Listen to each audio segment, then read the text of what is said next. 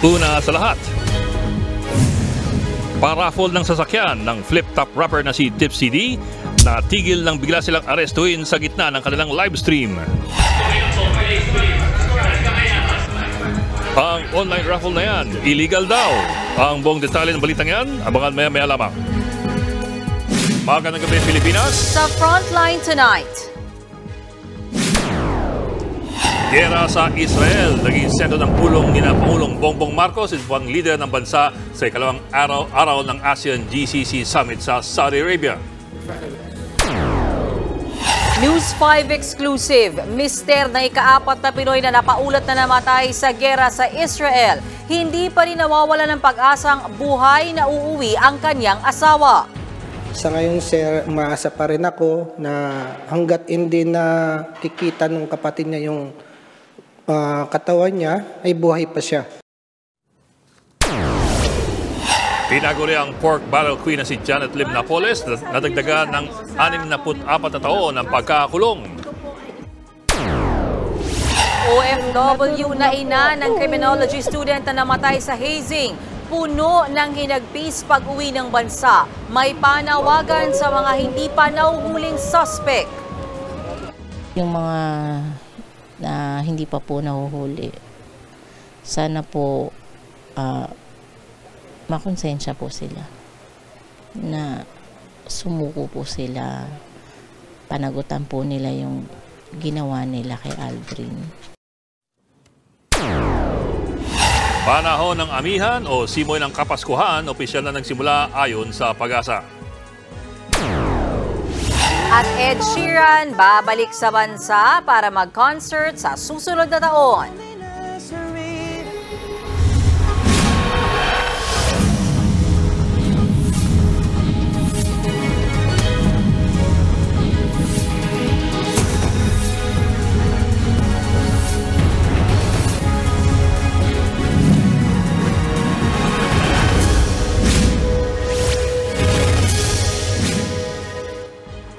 Hindi na nakapalag ang isang kilalang flip-top rapper nang arestuin siya habang nagla-live na nagpaparapol ng sasakyan. Nabistong iligal ang pinapatakbo niyang online raffle sa Bataan. Nasa frontline ng balitang yan si Brian Castillo.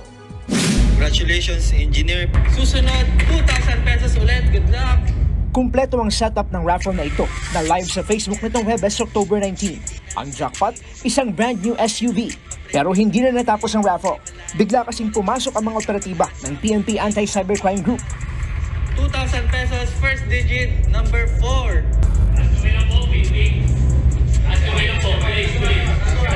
Arestado ang 8 taong nadatnang nag-ooperate ng online illegal gambling sa Barangay Tinejero sa Balanga City, Bataan. Kabilang narito ang may-ari na si Tipsy D, isang flip-top rapper na sikat din sa TikTok at Facebook. Napanood pa mismo ng kanilang viewers at parokyano online ang pag-aresto ng kumpletong nakunan habang naka-livestream ang Bulacan. Nag-ugat ang operasyon nang makatanggap ang PNP ACG ng reklamo mula sa Philippine Gaming Corporation of PAGCOR tungkol sa umunoy nangyayaring online illegal gambling. Itong mga vloggers, fund off, nagsusolicit ng raffle or nagpapa-raffle sa mga tao na ginagamit nila yung kanilang popularity na hindi naman kasi dapat. Walang mga license to. So, di ba? Bakit ba pinagbabawal ng batas pag wala tayong license? Basically because wala kang hahabulin. Ilang linggo raw minanmanan at nakasampung beses na subok pa ang mga operatiba bago na ikasa ang operasyon. Nakumpiska rito ang ilang gamit pang raffle, gadgets tulad ng laptop at smartphones, at gayon din ang mga equipment para sa internet connection. Gate ng ACG, hindi pwedeng basta-basta lang magsagawa ng anumang transaksyon o aktibidad online, lalo na kung may kinalaman ito sa pera. Baka akala nyo ganun kadali lang na parang gusto nyo lang magpa-raffle, pwede na mag-FB live lang kayo or magpo-post kayo sa inyong mga social media, YouTube or whatever. Akala nyo pwede, hindi po pwede kasi kailangan nyo po ng necessary permit para dito. Patuloy daw na minomonitor ng PNP ang mga katulad itong pakulo ng ilang vloggers. Maaari kasing magamit ito sa panluloko. Sa ngayon, inaalam pa ng otoridad kung may mga nagreklamo laban sa nasabing online raffle. Pero ang tiyak daw ay illegal at walang permit ang kanilang operasyon. Sinusubukan pa ng News 5 na kunan ng pahayag ang flip-top rapper at ang iba pang naaresto. Nagbabalita mula sa frontline. Brian Castillo, News 5. Balik bansa na ang ina ng graduating criminology student na namatay sa hazing sa Quezon City. Ang panawagan niya, mapanagot ang lahat ng sangkot sa pagpatay sa kanyang anak. Nasa frontline balitang yan, Gary De Leon. Paglapag pa lang sa airport, hindi na napigilan Cheryl Brabante na maging emosyonal. Siya ang ina ng 25 anyos na criminology student na si Aldrin Brabante na nasawi matapos sumailalim sa hazing ng Tau Gamma Phi Fraternity.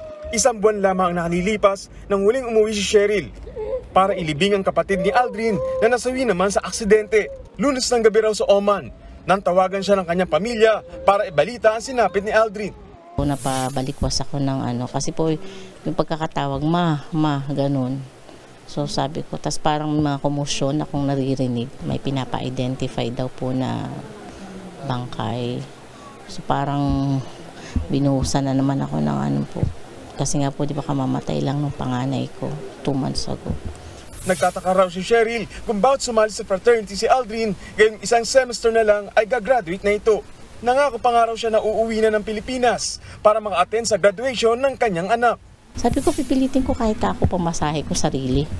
Makikiusap ako, maka-attend lang ako ng graduation mo. Marami raw pangarap si Aldrin tulad ng pagiging pulis, pagtuturo at pagpapaaral sa kanyang mga kapatid. Kaya ganoon na lang ang panulumi ni Cheryl na makita na niya ang mga labi ng kanyang anak. Hiling niya, makuno ang lahat ng sangkot sa pang-ihasing kay Aldrin. Ewan ko, yung salitang patawad parang hindi ko pa po ayaw mag-ano sa isip ko eh. Kasi parang ako nga po, hindi ko mapalo yung anak kong yan. Yung mga na hindi pa po nahuhuli, sana po makonsensya po sila na sumuko po sila, panagutan po nila yung ginawa nila kay Aldrin. Sa ngayon, 6 na sospek ang hawak ng mga pulis. Naharap sila sa reklamong paglabag sa anti-hazing law. Tuloy naman ang paghahanap sa 15 person of interest na tukoy na ang mga pagkakakilanlan. Nahanap na rin ang tricycle driver na sinakyan ng grupo ng hihatid si Aldrin sa ospital. May panawagan din si Nanay Cheryl sa pamahalaan. Sana yung hazing, na hanggat maaari po sana. Hindi ko po kasi maintindihan kung bakit meron nun eh. Yung, sana hindi na nila inaano yun. Sana totally, as in, gawin po nilang matibay yung batas na hindi na mauulit. Yung sana po yung tapos na, kasi kawawa din naman po yung mga magulang, di ba po? Nangako na ng tulong ang Overseas Worker Welfare Administration sa pamilya ni Brabante. Inaayos na ng pamilya ang libing ni Aldrin sa susunod na Huwebes. Nagbabalita mula sa Frontline, Gary De Leon, News 5. Hindi pa rin makapaniwala ang asawa ng ika-4 na OFW na namatay sa giyera ng Israel at Hamas. Umaasa siyang matutupad pa mga pangarap na sabay nilang binuo. Nasa frontline ng balitang yan si Rainiel Pawid, exclusive. 2 araw matapos matanggap ang tawag mula sa Embahada ng Pilipinas sa Israel na patay na ang kanyang misis, eksklusibong humarap sa News 5 si Domingo Cabrera, ang mister ng ika-4 na Pinoy na namatay sa giyera sa Israel. Kahit nagpositibo sa fingerprint test na bangkay nga ni Grace ang narecover ng Israeli forces, hindi pa rin daw ito tuluyang matanggap ni Domingo. Sa ngayon, maasa pa rin ako na hanggat hindi na kikita ng kapatid niya yung katawan niya, ay buhay pa siya. Bukas o sa linggo, ipakikita ng Embahada ng Pilipinas sa Tel Aviv ang bangkay sa kapatid ni Grace para makumpirma ang pagkakakilanlan nito. 2 dekadang naging OFW si Grace. Una siyang nagtrabaho bilang domestic worker sa Singapore at Hong Kong. 2018 na maging caregiver siya sa Israel. Nakapagbakasyon pa si Grace sa Pilipinas nitong Mayo. Balak na sana nila ng kanyang mister na lumipat ng Amerika sa susunod na taon. Pero ang naipon na pera ni Grace, hinihinalang kinuha rin ng mga Hamas. So meron na siyang nakaredy na pera. Ngayon lang, ang mahirap, parang hindi na yata nakita dun sa bahay ni Abiba. Wala na yung mga gamit na iba. Mensahe na lang ni Domingo sa kanyang misis. Kung ano man yung mga pagkakasala ko, nagawa kong nasaktan kita, sana patawarin mo ko at alam mo naman talaga kung gaano kita kamahal. Tiniyak ng Overseas Workers Welfare Administration o OWA na maililipad nila mula Iloilo patungong Pampanga ang ina at iba pang kaanak ni Grace pagdating ng kanyang mga labi. Oras na maayos ang clearance papers ng mga labi ni Grace, matagal na raw ang 2 linggo bago maibiyahe ang mga ito sa bansa. Nag-commit naman kami na tutulungan namin sila na makarating dito sa Pampanga para nandito sila sa pag nakaburol na hanggang mailibing na yung OFW. Kinumpirma naman ni OWA Administrator Arnel Ignacio na iuwi na bukas sa Pilipinas ang mga labi ni Loretta Alacre, ang isa pa nating kababayan na nakumpirmang namatay sa giyera sa Israel. Nagbabalita mula sa Frontline, Rainiel Pawid, News 5. Sumentro sa giyera sa Israel ang ASEAN Gulf Cooperation Council Summit sa Saudi Arabia na dinaluhan ni Pangulong Bongbong Marcos. Nasa Frontline balitang yan si Mon Gualvez. Sa pagsisimula ng kauna-unahang pulong sa pagitan ng Association of Southeast Asian Nations o ASEAN at ng Gulf Cooperation Council o GCC, buwan naman nung napag-usapan ang sigalot sa pagitan ng Israel at Hamas. Bismillahirrahmanirrahim, ashab al-jalala wal-fakhama was-sumu. Si Saudi Arabia Crown Prince Mohammed bin Salman nagpahayag ng kalungkutan sa mga inosenteng pinatay sa Gaza City. Suportado raw niya ang lahat ng hakbang para magkaroon ng patas na solusyon para sa pinaglalaban ng mga Palestino. Sa panig naman ng ASEAN, pinangunahan ng chairman ngayong taon na si Indonesian President Joko Widodo ang panawagan ng 10 member nations na matigil ng karahasan. Si Pangulong Bongbong Marcos nagpahayag ng pagkabahala sa dumaraming bilang ng mga namamatay sa giyera. Kasama na riyan ang 4 nating kababayan. Umaasa raw ang Pangulo na huhupa ng tensyon at matitigil ng karahasan sa pamamagitan ng dialogo at diplomasya. Sinamantala na rin ni PBBM ang pagkakataon upang ibida ang mahigit 2 milyong Pilipinong nagtatrabaho sa GCC member countries. Kaya mahalaga raw na masiguro ang kanilang kapakanan. Bago ito, $4.26 billion na investment pledges mula sa Saudi businessmen ang maiuwi ni na Pangulong Marcos Jr. matapos ang roundtable meeting. Kasama dyan ang mismong pamunuan ng Public Investment Fund na siyang Sovereign Wealth Fund ng Saudi Arabia. Isa ang Saudi Arabia sa mga bansang mayroong Sovereign Wealth Funds na kung tawagin ay Public Investment Fund o PIF. Isa ito sa pinakamalaki sa buong mundo na umaabot na sa mahigit $700 billion ang halaga. Tiwala rin ng Ministry of Investment ng Saudi na makakakuha pa ng investors ang Pilipinas. Kilala raw ang ating bansa bilang isa sa pinaka-umaarangkadang merkado sa ASEAN. In this sector from Saudi Arabia who are eager to hear more about the investment opportunities in one of ASEAN's most exciting markets and learn more about the newly launched Maharlika Investment Fund that you have launched under your administration. We hope to see all of you to visit the Philippines. Nagbabalita mula sa Frontline, Mon Gualvez, News 5.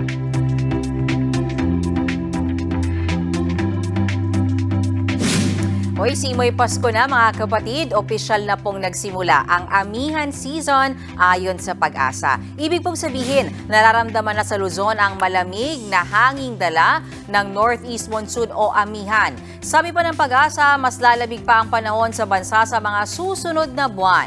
Pero mas kaunti pa rin ang pag-ulang mararanasan dahil sa El Nino. Sa ngayon, amihan ang magdudulot ng mahihinang pag-ulan hanggang sa mga susunod na araw sa Batanes, Cagayan, Isabela, Apayao at Kalinga.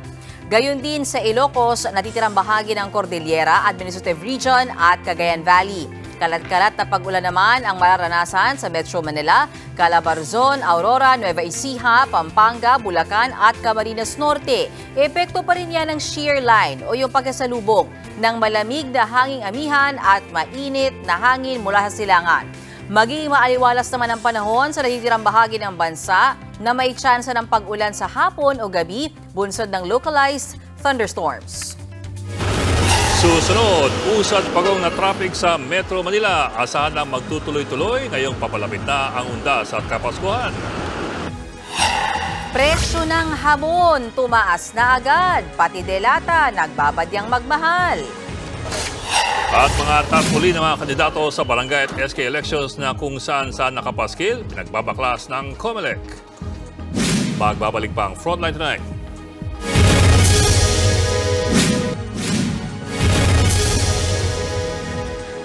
Higit 2 buwan pa bago magpasko, nagmahal na agad ang hamon. Nababadyaring tumaas ang presyo ng delata dahil sa posibleng panibagong big-time oil price hike sa susunod na linggo. Nasa frontline balitang yan si Shaila Francisco. Hindi pa man nasusulit ng mga motorista ang dalawang magkasunod na linggong rollback. Heto't nagbabadya na naman ang big-time oil price hike sa susunod na linggo. Higit piso ang posibleng dagdag sa kada litro ng diesel at 65 hanggang 85 centavos sa gasolina. Malaki rin ang forecast hike sa kerosene na hanggang 1 peso and 40 centavos. Paliwanag ng Department of Energy, dulot ito ng pagtaas ng demand sa Amerika at ng giyera ng grupong Hamas at Israel.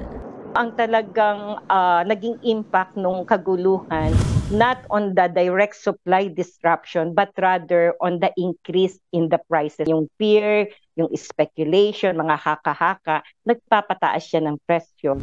Kung hindi pa raw titigil ang digmaan, hindi malabong magsunod-sunod ang oil price hikes. Lalo't mahigpit din anilang supply sa world market. Sa ngayon, naglalaro sa 57 pesos hanggang 88 pesos ang presyo ng petrolyo sa Metro Manila, depende sa klase. Masakit yan sa bulsa ng karaniwang motorista. Pati manufacturers ng delatang karne, gaya ng corned beef at meatloaf, umaaray rin. Dahil sa taas ng presyo ng langis, lumalaki rin ang gastos nila. Ginagamit yan sa pag-transport ng mga materialis natin. Any kind of materials, whether sourced from abroad or locally, siyempre gumagamit ng fuel yan. Pati sa pagpapatakbo ng planta, gumagamit din tayo. Sa katunayan, humiling na mga miyembro ng Philippine Association of Meat Processors Incorporated o PAMPI na 36 centavos hanggang 2 pesos and 50 centavos na dagdag singil sa ilang produktong delata. Pero nakabinbin pa rin yan.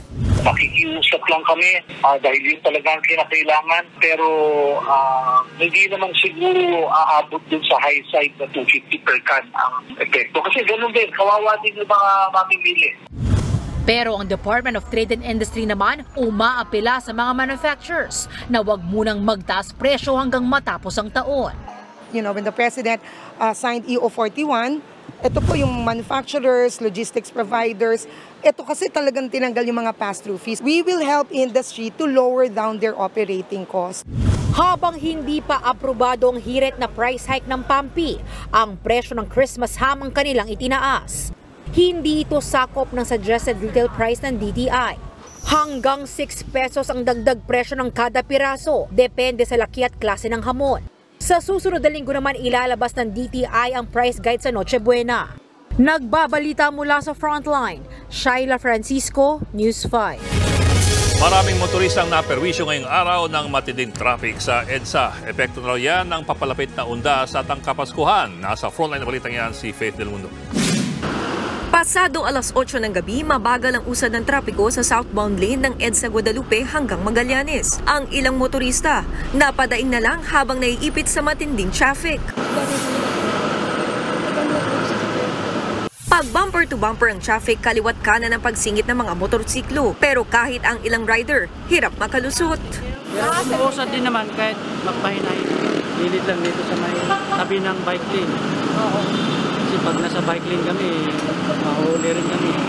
Ang perwisyong traffic sa mga pangunahing lansangan sa Metro Manila, titindi pa raw sa mga susunod na araw dahil sa nalalapit na undas at Kapaskuhan. Ayon sa MMDA, sa loob ng isang araw, nasa 428,000 vehicles na ang dumaraan sa EDSA. Halos doble yan ang kapasidad nitong 240,000 vehicles. At ngayong holiday season, hanggang 30% pa ang madaragdag. Kaya naglatag na ng solusyon ng MMDA para maibsan ang traffic sa Metro Manila. Ipagbabawal na muna ang paghukay sa mga kalsada mula November 13 hanggang January 8, maliban na lang sa mga flagship project ng gobyerno. Time out din daw muna sa hulihan para sa mga simpleng traffic violation. Yung mga simpleng change ng lane na pwedeng qualify as swerving or illegal swerving, yung mga ganong bagay palalagpasin na lang natin. Kasi nga, kung paparahin mo siya, magdidiskusyon ng traffic enforcers, i-issue ng ticket, it will take some time.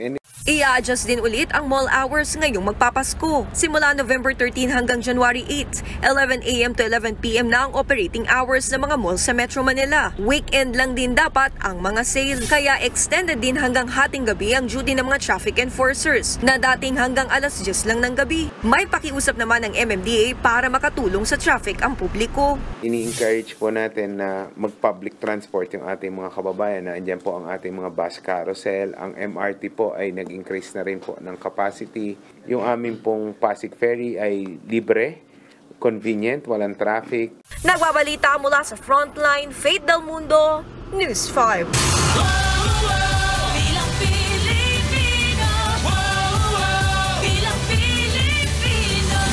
Pinagbabaklas ng COMELEC ang mga illegal na campaign materials sa iba't ibang barangay sa bansa. Ang mga pasaway na kandidato pwede raw ma-disqualify. Nasa frontline ng balitang yan, si JC Cosico. Mga tarpaulin ng mga kandidatong ipinaskil sa mga poste, bakod, hanggang sa mga kable ng kuryente. Lahat yan, sinungkit at pinagbabaklas ng mga tauhan ng COMELEC sa barangay 310 at 312 sa Maynila kanina. Bahagi yan na kanilang offline baklas para sa barangay at SK elections. Illegal ang mga yan dahil wala sa common poster areas na itinakda ng COMELEC. Pwede lang magkabit na hanggang 2x3 feet na poster o tarpaulin sa mga palengke, barangay center at plaza. Hindi rin nakalusot ang hile-hilerang poster na nakakabit sa bakanteng loteng ito sa Barangay Katipunan, Quezon City. Sa Lagawe o Fugao, nag-ikot at naghakot din ang mga otoridad ng mga iligal na nakapaskil na campaign materials.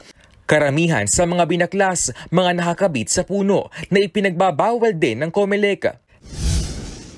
Nasa mga puno rin ang karamihan ng mga poster na tinanggal sa Quiapo, Nueva Ecija. Ayon sa COMELEC, hindi sila magsasawang magbaklas. Kung araw-araw kayo magkakabit illegally, araw-araw din kami magbabaklas. Makuryente pa po yung nagsasabit niyan. Babala pa ng COMELEC, pwedeng ma-disqualify ang mga lalabag na kandidato. The fact na naandyan yung mga pagmumukha nila, sila man o hindi nagkabit, dapat tanggalin po nila lahat yan. Patigasan ng labanan, kaso ang haharapin ng bawat isa. As of October 20, 341 na kandidato na ang naisyuhan nila ng show cause order dahil sa illegal na pangangampanya. Libo-libong show cause order na rin ang naisyu ng COMELEC dahil sa premature campaigning. Halos 170 candidates ang nahaharap sa disqualification case dahil dyan. Basta po nag-file ka na ng kandidatura bago dumating ang campaign period kahapon, premature campaigning po yan. Bawal umikot, bawal mamigay, bawal maglagay ng kuno-ano, bawal makita ang pangalan, ang sarili mo sa mga platform katulad ng social media. Tatagal ang campaign period hanggang October 28. Ayon sa Philippine National Police, generally peaceful ang unang araw ng kampanya kahapon. Gayunman, patuloy raw silang magbabantay. Mas mainit po talaga yung local elections compared sa national election dahil nga unang-una ang mga kandidato po dito ay magkakalugar, magkakamag-anak, magkakaibigan, magkakakilala. So yung personal emotions ay nadadala. Halos 3,000 barangay sa bansa ang isinailalim sa areas of concern ng COMELEC. Pinakamarami sa Bangsamoro Region, kaya magpapadala doon ng karagdagang 800 pulis. Bukod pa sa puwersa ng militar para mapaigting ang seguridad hanggang sa araw ng eleksyon sa October 30. Nagbabalita mula sa Frontline, JC Cosico, News 5. Susunod, pork barrel queen Janet Lim Napoles sa dagdagan ng mahigit 60 taon ng sentensya. Amerika, may babala sa kanilang mga mamamayan kaugnay ng giyera ng Israel at Hamas. At singer-songwriter na si Ed Sheeran magko-concert ulit sa Pilipinas. Tutok lang mga kapatid dito sa Frontline Tonight.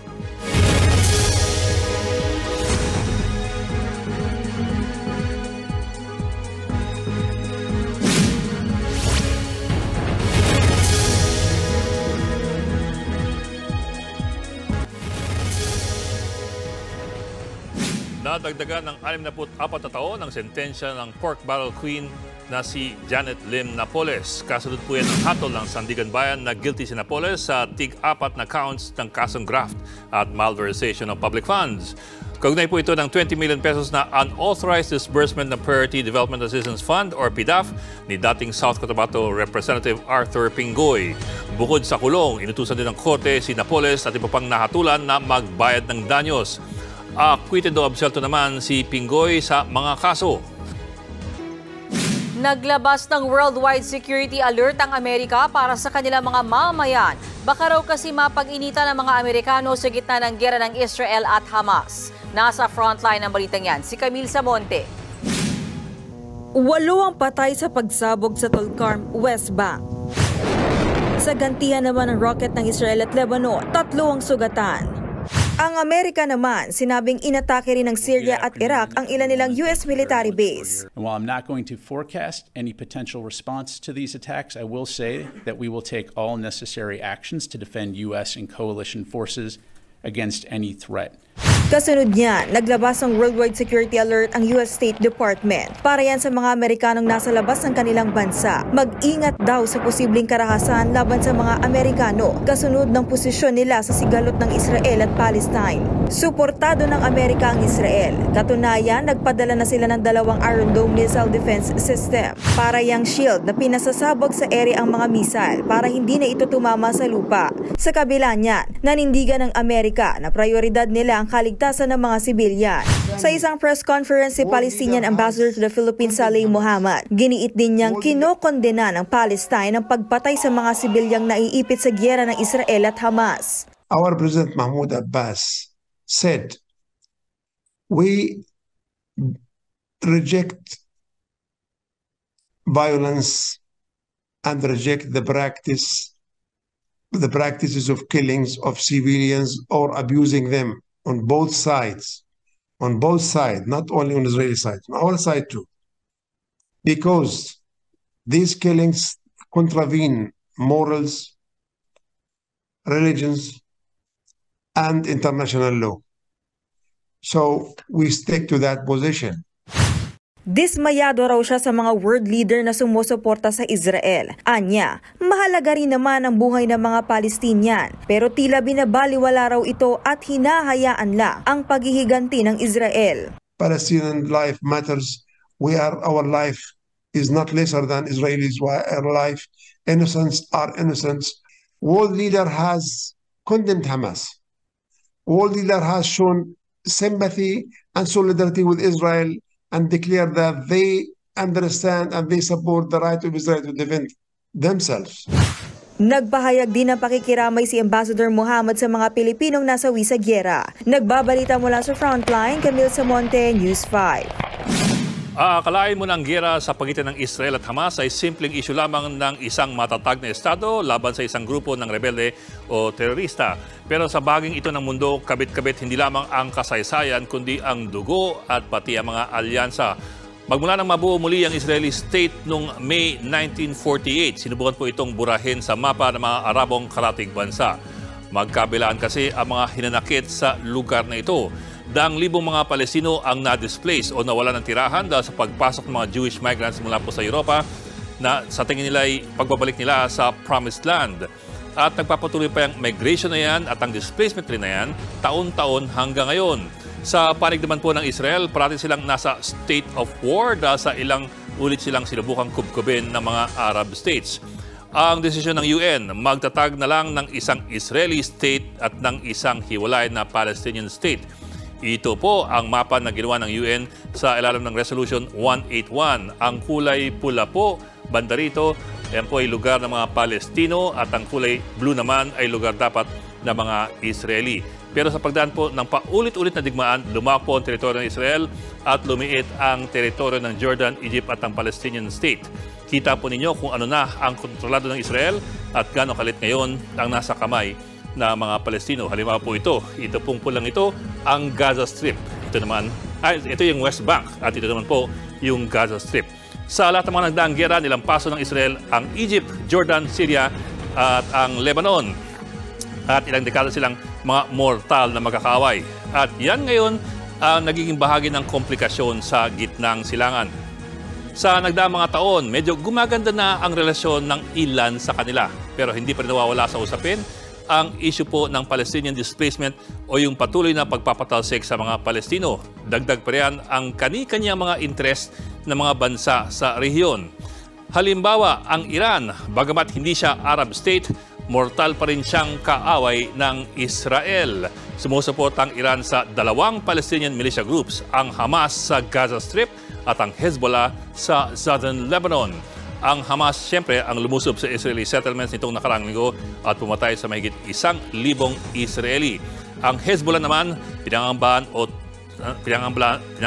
tuluyang sumali at magbukas ng second front line laban sa Israel mula naman doon po sa bahagi ng Southern Lebanon. Saan sa istorya ang Lebanon? Ang Lebanon kasi ay meron lamang caretaker government at dominant force doon sa bansang yon, ang Hezbollah. Kaya't kung mamalasin, magiging dalawang front lines po ang kakaharapin ng Israel. Sa katimugan, yan po yung bahagi ng Hamas sa Gaza Strip at sa hilaga naman ay ang laban sa Hezbollah sa Lebanon. Ito pa, kung talagang lumala ang sitwasyon, maaari pang maging tatlo ang kalaban ng Israel. Ang West Bank po sa eastern border ng Israel ay kontrolado ng Fatah faction, ang karibal ng Hamas sa loob po ng Palestinian Authority. Sa totoo lamang, ito pong Fatah ay mas moderate na grupo. Kinikilala ng grupong ito ang estado ng Israel. Pero kung talagang lumala ang sitwasyon sa Gaza Strip, meron pa rin posibilidad na makisali na rin ang Fatah group at kumalat ang gera sa gitna po mismo ng Israel. At nito lamang linggo, 12 Palestino ang napatay sa bakbakan laban sa Israeli troops doon po sa West Bank area ng Fatah. Sa lagay na yan, nandun pa lamang tayo sa usapin ng immediate border ng Israel. Narin din po ang Syria, nandun sa eastern border ng Israel na may sariling hinanakit laban sa Israel. Nitong linggo lamang, binomba ng Israel ang ilang airport sa Syria para i-disrupt ang pagpasok ng Iranian supplies na para daw sa Hezbollah. Merong karagdagang komplikasyon po yan. Ang Syria po ay matagal ng kaalyado ng Russia. Katunayan, ang Russian Black Sea Fleet ay nakabase na ngayon sa Syrian port ng Tartus. Ang Russia siyempre ay hindi po good vibes doon sa US na kaalyado naman ng Israel, lalo na dahil sa Russian involvement daw sa nakaraang US elections at sa Russian invasion sa Ukraine. At ngayon pa lang, inisesyon na ng US ang kanyang pinakamalaking aircraft carrier sa Eastern Mediterranean at meron pang pangalawa na aircraft carrier na paparating. Ang tanong, sasama kaya ang US at Russia dito sa sigalot na ito? Sa ngayon po, wala pang indikasyon pero yan parate ang pinangambahan ng lahat. Tapos, narin naman ang Egypt, ang higanteng tradisyonal na kalaban ng Israel din po sa katimugan. Sa nagdaang mga taon, nagbago naman ang relasyon ng Egypt at ng Israel. Ngayon, ang Egypt po ay tumatayong middleman sa pagitan ng Hamas at ng Israel. Katunayan, ang Egypt po ay nakabantay sa nakasarang southern border ng Gaza Strip. Sa madaling salita, parang kasama na rin ang Egypt sa mga nagkukulong ngayon sa higit 2 milyong Palestino sa Gaza. Pero kailangan din mag-ingat po ng Egypt na hindi galitin ang mga Palestino. Maliban sa malaki-laking Palestinian population nito, malakas ang Islamic movement sa Egypt. Dito po nagmula ang tinatawag na Muslim Brotherhood na kalaunay naging ama ng Al-Qaeda. Kaya sensitibo rin ang Egypt sa public opinion ng mga Egyptians kung paano ito responde sa krisis sa Israel at sa Gaza Strip.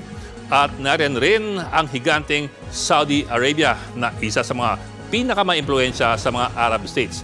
Sa nakaraang mga taon, lumalambot na ang posisyon ng Saudi sa Israel. Katunayan, nasa gitna na sana sila ng negosasyon para magkaroon po ng diplomatic relations ang Riyadh at ang Tel Aviv. Pero sa pagsiklab ng gerang ito at sa lumalalang sitwasyon sa Palestine territories, mukhang sususpindin muna ng Saudi Arabia ang unang usapin na pangkapayapaan sa Israel.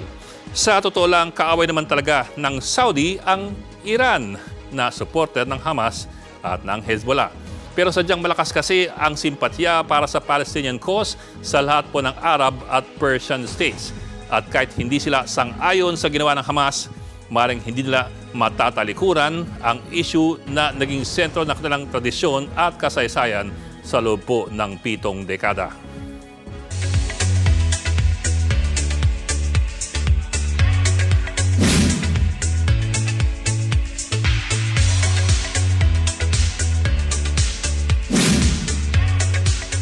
Showbiz Tonight na tayo. Inilabas na ang mga nominado sa much-awaited at nakaka-excite na 2023 Mama Awards.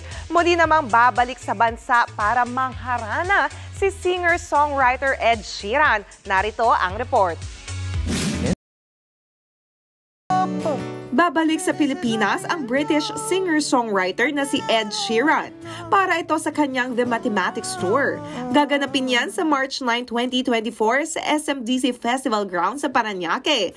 But wait, there's more. Makakasama ni Ed as special guest ang isa pang British singer na si Callum Scott. Sa October 26 na available ang tickets para sa The Mathematics Tour.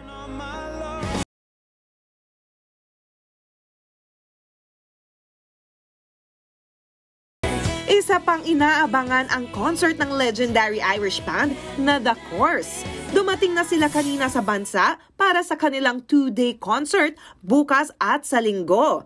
22 years na ang nakalipas na mag-first concert sa Pilipinas ang banda na sumikat noong 90s. Ilan sa mga sikat nilang kanta ang Breathless, All Love in the World, Runway at marami pang iba.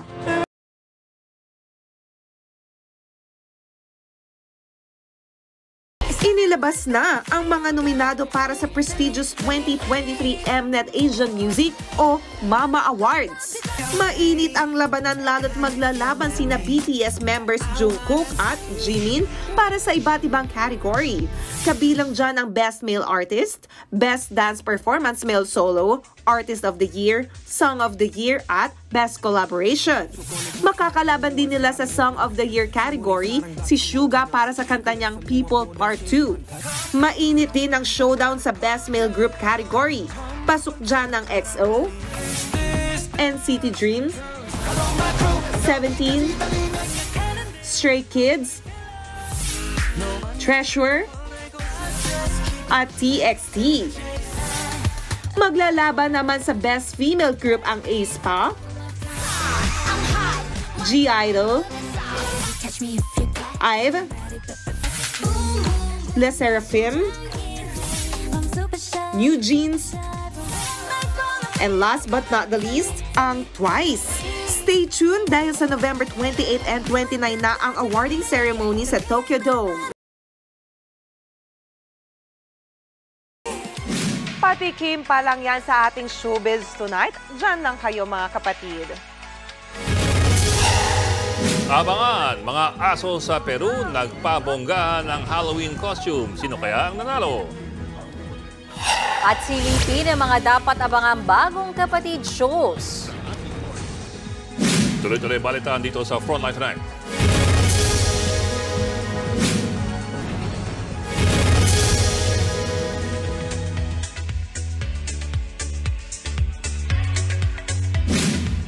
Heto naman ang pangmalakasang chika.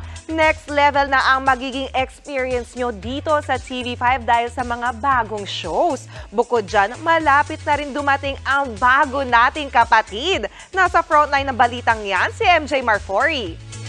So starstruck right now! Mas pinalakas! That's something I've never ever seen before. At mas bobongga pa ang mga TV habit sa Kapatid Network. Sa linggo, bago ang tugtugan at sayawan sa asap natin to, aalamin natin ang sabi ng survey. But in the OG version, straight from the US, ang Celebrity Family Feud. Celebrity Family Feud. Let's get it on. At sa October 29, 9:30 p.m., pagkatapos ng I Can See Your Voice, magkakaalaman kung sino ang talentong worth the golden buzzer sa Britain's Got Talent.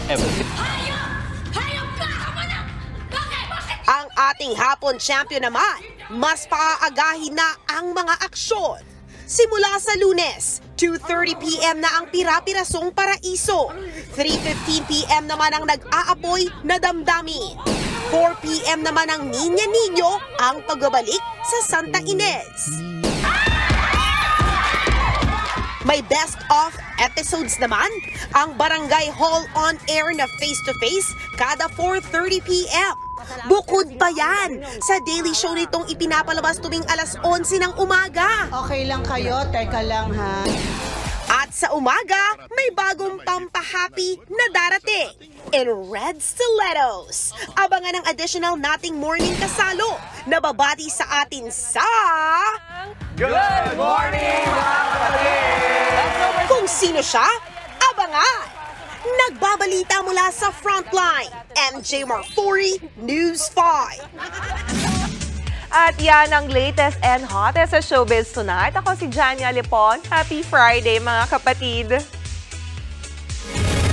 Kinilala ang mga natataging programa ng mga LGU sa Taunang Galing Puok Awards. Sa pagdiriwang ng 3 dekada ng Local Governance Innovations, number 1 ang One Bataan Seal of Healthy Barangay ng Bataan Province. Kinilala rin ang Fish from Mountains, Bayawan Inland Aquaculture ng Bayawan City, Negros Oriental. Pangatlo naman ang Happy Home Integrated and Holistic Rebel Reintegration Program ng Davao Oriental Province. Sunod ang Seal of Health Governance ng Del Carmen, Surigao del Norte. Pasok din sa mga binigyan ng parangal ang ilang programa sa General Santos City, Iloilo Province, Makati, Pasig, Quezon City at Barangay Taluot sa Argao, Cebu. Katuwang ng Galing Puok Foundation ang Department of Interior and Local Government, Academy at SM Prime Holdings. Kinikilala nito ang mga programang may matinding impact sa buhay ng mga Pilipino.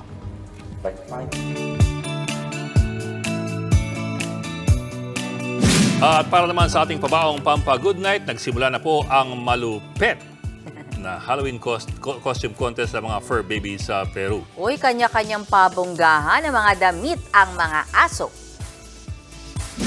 May nag-ala Willy Wonka na may kasamang fur parent na naghahagis ng chocolates. May nag-bis Barbie at umastang bumbero.